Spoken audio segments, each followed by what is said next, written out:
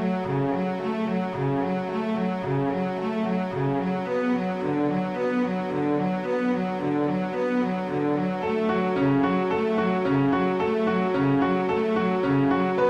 everybody, welcome back to Card Talk, podcast where we spend just a little bit of time talking about cards from Lord of the Rings card game. I'm your host, Dave Walsh. And I'm Ted Bannock, and I love creating things about cards. I love talking about cards and creating ways and new ways to play them. I like to smith. I consider myself a smith of strategy Smith. Wow. Yeah. Ted, yeah. You're really going to have to hammer out this opening a little bit better. You know, you're just going to have to get a little practice. Sure. Right. You know. Well, we don't want it to have too many errors in it. Yeah, you're a bore. Okay, let's move on to this. So we are back to our one show, one card format, and if you are new to Card Talk, we are everywhere. It feels like I'm getting off of just immersing myself into New Player February, which is just a couple of weeks behind us now at this point. But, you can find us on YouTube, where we would love to have you subscribe and hit the notification button. We have an audio channel. So if you're listening to audio, we have these on video so you can see the card. If you're watching on video and you want something more convenient, you can see on audio. It's good stuff. Some people don't like to watch or listen. They like to read. So we have a blog where Matt takes these cards and writes a review. He's reviewing the card pool one card at a time. And we have inspired a set of brothers to start a live playthrough for us. The Quantz brothers, Ethan and Micah, they have a show that's happening every other Sunday for us called Second Breakfast by Card Talk. And they set out a challenge for themselves and build a couple of decks with those challenges and play a scenario. And they talk and interact with people who want to listen. So just about in any way, shape, or form, Ted, that you want to consume Card Talk material, you can. It's almost like you just can't get away from it. It's everywhere. It is everywhere.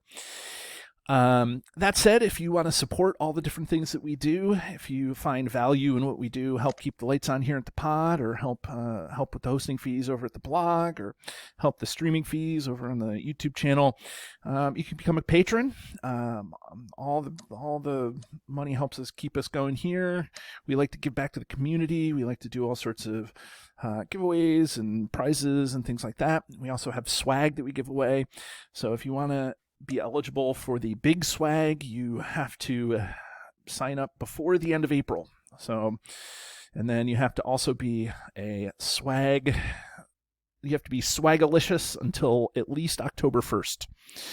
So that's those 6 months in there are the swaggiest months of Card Talk's lifetime. But everybody gets a little bit of swag, but we do have a big swag item that we give out every year. So, having said that, Ted, why don't you tell us what card we're talking about? Hey, I'm gonna. I'll pull it up, even though pretty much. Got it let's do classic Card Talk, right? Every once in a while, Ted will do this. Ted'll say, I use this card so often that I'll quote it from memory. So, Ted, go ahead. Here we go. Okay. So we're doing a card from the core set. And if you didn't guess by our very subtle clues at the beginning of the episode, it is Erebor Hammersmith. Right. Erebor Hammersmith is a 2-cost lore ally. He's got 1 willpower, 1 attack, 1 defense, 3 hit points. He's a dwarf and a craftsman. So far, so good. That craftsman deck is taking shape here. I know. And he's got a response after Erebor Hammersmith enters play. you choose a player, and that player receives the topmost attachment from their discard pile to their hand. You didn't have the exact wording, but you had all the stuff What it there means. in the I probably wording, okay. what it is, right? It says after you play Erebor Hammersmith, which is, right? So that after you play, so you have to actually pay for it. It's not after it enters play. So after you play means you have to pay for it. And then, yep, you pick a player. It doesn't say pick a player. It just says return the topmost attachment in any player's discard pile. In current vernacular, they would have said choose a player. That player takes the topmost attachment. But yeah, worded a little bit differently because it's a core set card. They were trying to figure everything out. So yeah. So what about the lore of this thing? Is this what's this? What does this represent here? We'll make do without Grant, but this is another generic dwarf ally, Erebor Hammersmith. But dwarves are known for their great craftsmanship, generally. And what confused me about this card is it's called Erebor. Well, it's not to veer off from what you asked, but it's trying to show that the dwarfs are good at making things, right? And he makes you a thing by recovering, right? Like restoring an item that was lost to you, right? Which I think is great thematically. Yeah, I think that this really hit. I think maybe not his stat line, but definitely that response really hits home on the theme of what dwarfs do, right? Like dwarf craftsmen are known for making stout and sturdy things. Maybe not beautiful, but definitely stout and sturdy. Beautiful to some degree, I guess. When I compare elvish to dwarvish things, I always imagine elvish things have curves and, like their language is curvy and very flowy, and dwarves are very angular and, stark. I don't want to say plain, but I feel like they're more, they're more like hefty and bulky and things like that. But anyways, all of that to say, I think that response really nails home on the theme. And Erebor, right outside of the Lonely Mountain, right there, right? There's a lot of dwarves right in that part of the Middle Earth. So I think that's pretty good, right? Yeah. I'd say so. What are you laughing at me for, Ted? No, you are. Those are all accurate things. Those are all things. Okay, Ted, fine. How are we using this card? Talk about it. Yeah, Erebor Hammersmith. Let's just talk about his strengths. His biggest strength, first of all, I think, is his hit points. He's got 3 hit points and 1 in all of his stat lines for that 2 cost. So he can kind of do a jack of all trades, but he's actually a suitable defender in the sense that he can probably take an attack of strength 3, and there's a chance he'll survive it if he gets, if the shadow card doesn't boost it. Yeah. Which not a lot of allies for cost 2 can do. I know. Well, that's what I was just perusing the core set, and he's got, with the exception of Beorn and Gandalf, he's got the most hit points of any ally in the core set. Yeah. He's got 3 hit points. Everything else has 2 or 1, and that's huge. And it's only 2 cost. I think last week's episode, when we were talking about the horseback archer being overcosted, add up the stats, divide by 2. Here you add up the stats, divide by 2. You get 3, and then now you're even 1 less cost there. Like, this card is undercosted and is still very useful. I think even for 3 cost, people would be putting this in their deck still, because how many... From the very beginning of the game, how many shadow cards are there that are always like, discard an attachment that you control, or, the defending player controls? Because when you're doing those sentinel defenses and things like that, this is, it's crazy, right? I guess there's no real lore sentinel defense in the core set, but you could do a leadership lore and sentinel with Aragorn, and, I don't know. Just keep talking about. David. You nailed it. There's even from the core set, there are, and through. It's a very consistent team that if an encounter deck wants to punish you, it'll make you discard your attachments, because that is sort of a board state. Like the more attachments you have, you're building power, and some encounters more than others will have you discard them either by treachery cards, shadow effects, or both. Mm-hmm. And this card lets you recover them, and it's also strong in the fact that it's not even the person who plays the card. You get to choose a discard pile. So if you and I are playing a game, David, I can have you recover your attachment that got discarded off of, your character. If you lost a shield or lost a sword, or if you lost your Steward of Gondor, right? Because it's just it's not an item. It's any attachment. It's not restricted by trait or keyword or anything like that. Yeah, I mean, when you get for core set people, for new players, I think that this is a very good card. But then once you start building decks, this is in the Dwarves of Durin starter box. But and this becomes even nicer when you start building those thematic dwarf decks where you're using like King Under the Mountain and the Ring of Thror and things where you're, discarding a ton of cards off of your deck. Mm-hmm. Or even if you're using Eowyn from the core set to pitch cards and put them in your discard pile. But anytime you're purposely putting cards in your discard pile, it's really nice to have this guy, entering play to be able to, or played from your hand. Well, as you said, yeah, it has to be played.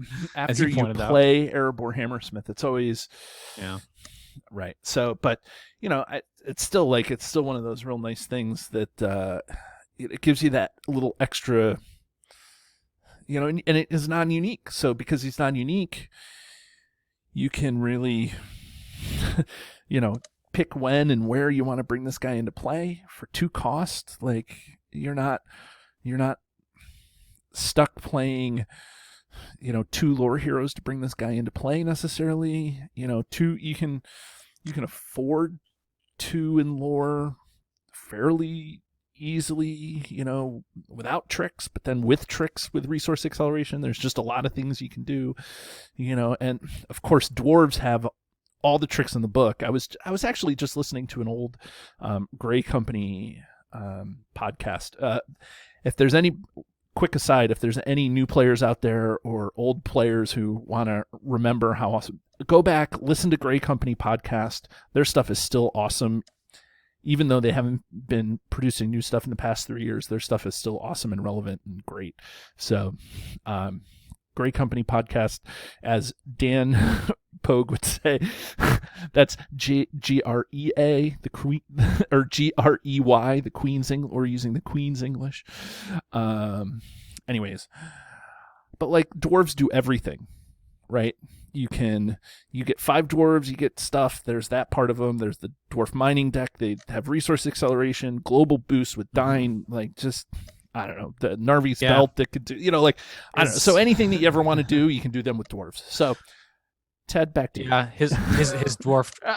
Just adding into what you were saying, the strongest part of this card is the fact that it says dwarf on it. The rest of the card is kind of irrelevant. I don't even think it matters that it says dwarf. I actually don't think it matters that it says dwarf.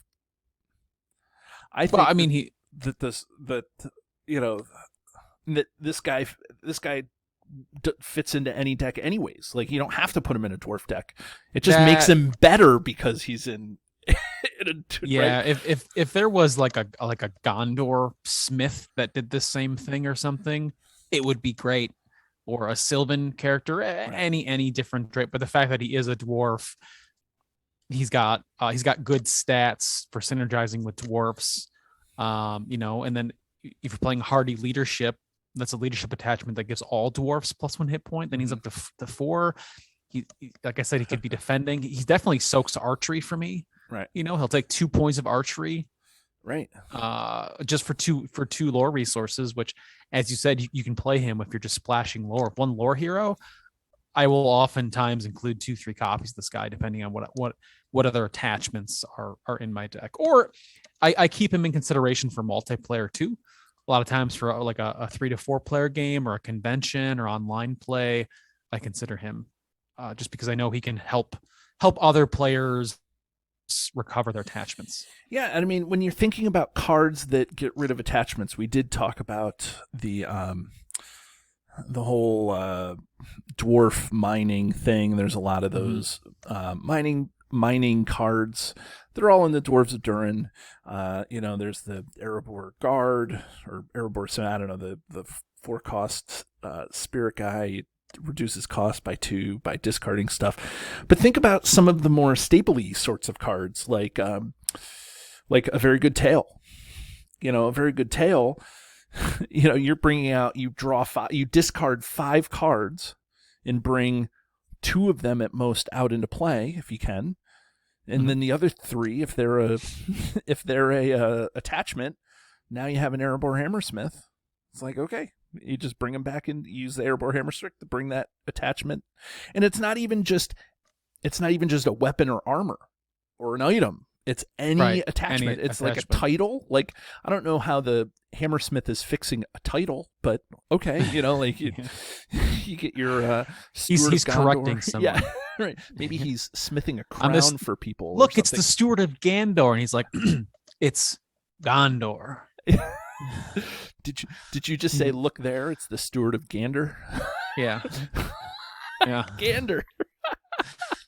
I'm gonna head over to Gander. He's like, it's excuse me, sir. It's Gondor. Yeah. You're like, oh, thank you, Master Dwarf, for correcting me.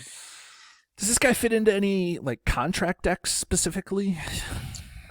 I mean, he fits into just generically. Nothing, in particular. Generically, some. I mean, he'll fit into. You fit into the. He doesn't fit into most of them. He fits into Bond of Friendship because he's 2 cost. But if you look at the contracts, you have 3 hunters, which is no allies, fellowship, which is unique allies only, right? And then, Burglar's Turn, he could fit into. Turn, you have no attachments in your deck. So one of the things that you can do, right, is if with the Burglar's Turn, this is great. I'm glad that you bring this up because so one of the things you can do is you can maneuver Burglar's Turn, and you can, when you make an active location, you take your loot deck and you attach it to the location. But if you don't explore the location, if you just discard it, that goes into the discard pile. So there's ways that you can recover it. You can recover it there, and so there's a very specific build that I've tried to make where you're taking and hey, Bardley out there, Cardboard of the Rings guy, your turd burglar deck. This is what you need to do, right? Is you need to discard locations using location control, Northern Tracker, Asphalloth, all those things, and then you can use the Erebor Hammersmith to bring him back, Reforge to bring him back, and then go from there.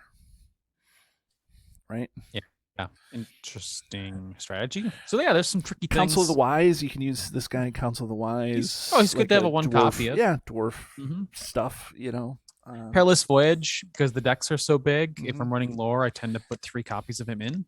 Now, Perilous Voyage, isn't one of the things you draw 2 cards and have to discard one? No, you put it on the bottom of your deck. Oh, okay. Which is not quite the same. Definitely not the same. So you're not automatically putting cards in your discard pile, but again, his ability is just so universally kind of good. But if you're playing, it can be helpful in solo. But the more players you have, the more chances you have of an attachment somehow ending up in the discard pile. Right. But if we want to talk about his weaknesses. His one weakness is that his ability is the topmost attachment. You can't just look through your discard pile and pick the attachment you want. So there is a time factor. You have to play him when the attachments you lose, you need to be able to afford him before you bury that attachment further down in your discard pile. Is the one downside to him. Well, and I also think that play Erebor, you can't sneak him into play. You know, you can't use Elfstone. You actually have to pay for them, which I think is well worth it for 2. But still, you know, who wouldn't want to have an ally like this that could just, you know, enters play and does it as opposed to play from your hand or whatever. Yeah. So it's pretty crazy. So is there any non-combos that go with it? I guess we just talked about sneaking him into play, but even then, I think that, you know, Elfstone or something like that is a great option to get this guy into play anyway. Like, those stats for 2 is great. There's, of course, better options, but, you know, if this guy's going to get into play, that's any way you can get into play is the way I'll take him, I guess. Yeah. But I would say that those are kind of non-combos with them, though, in general. Yep, you just gotta pay for them, but it's pretty good. So you got to draw them too. Yeah, he has to be in your hand, and you do. I would have to say you also want to be running a fair amount of attachments to make him more worthwhile. But you know, if your deck only functions on 6 crucial attachments. Mm-hmm. Then you could argue that he's even more valuable because he will help recover those if your deck is so focused around them. And to make sure you think about put them back in your hand. Recurring things like Ethelos, right? Like you use Ethelos, you discard it, it goes into the it doesn't get removed from the game. It goes into, you can recur that. That's a good point. There are several attachments that are actually you discard them on use. Lembas, you can Hammersmith. Oh, Lembas is what I was thinking. Did I say Ethelos? I'm sorry. Yeah, you're thinking of Lembas. I was definitely thinking. Yeah, I was definitely. You heal 3 and ready the character, and you have to discard it. Right. So, what did I called him like Erebor Bakersmith? Right. Because he was making the elf bread like hot from the oven. Right. Well, that's obviously the artwork has the oven right there. Yeah, you could discard Mirvor, the spirit attachment, if you chose not to return on top of your deck. Thror's map is eroded now to you discard it from play to negate a travel effect, and that's in Sphere, right, in lore. So he can bring back your map. There are several more attachments actually that are on that list that are one cost use. I think more of them fall into lore. Like Cram's another healing herbs, healing herb. Yeah, there's a ton of them. And he'll just give you an extra use of that attachment. Right. You still have to pay for it to come back into play, but a lot of those single-use attachments are usually cost 1 or 2 or none. What's the Good Harvest or no Good Meal? Good Meal. You like have a Hobbit hero, and now you're reducing the cost of an event. And that's a good point. Hobbit Meal is a resource generation, right? And now, so basically, when you're playing him, he's giving you two resources back with or with Good Meal, a Good Meal, right? Yeah. Yep. So you're getting him for free, right? If you're using Good Meal to play an event, then he's just for free because he got those 2 resources back. So there's a ton of things you can do with this guy that we didn't even scratch the surface of. And this speaks to what we try to do here on the show, right? Is that what we're trying to do is say, listen, of course this guy fits into a dwarf deck. We would be remiss if we didn't mention that. But there's just, this guy is so versatile and fits into a lot of different decks. Like, if we can inspire you out there to build decks that you never really thought about or really haven't seen before or haven't thought about before, that's great, because there's just so many different things that all of these cards can do. So that's really what I want to get into. That's what I really love hearing. And recently there's been a lot of people that are like, I just really like listening and hearing all the suggestions, and then it gets me inspired to build decks. I'm like, that's exactly what we want. That's why we record, right? That's why we card talk. Yeah. Hey, yeah. Tell us if you found a cool, like, if you have a favorite attachment, like, what's your favorite thing to return to your hand with Erebor Hammersmith? Send us an email. Give us a comment on Facebook. Right. Let us know over at the blog or on YouTube, whatever it is. We love hearing that feedback. Yeah. What about the artwork, Ted? Yeah, I was just gonna say, I didn't want to mention this at the beginning of the show because we I knew you were going to go there, but so he's called Erebor Hammersmith, and I believe it's because now looking at it further, he is using a hammer, right? He has a hammer in his hand as his tool, and if you look behind him, there's a barrel of more hammers. But to me, Erebor Hammersmith means like he makes hammers. Right. That's true. He probably does make hammers too. Like, right? I'm a swordsmith. Right. Meaning I make swords. But in the picture, he's using a hammer to make a sword. Right. So I don't know why he's not called. It must be because he's using the hammer, or maybe that's part of the lore. I don't know. But otherwise, why isn't he just called Erebor Blacksmith? Right. They call him Erebor Hammersmith. Right. Maybe that's just his last name. Mr. Hammersmith? Mr. Hammersmith.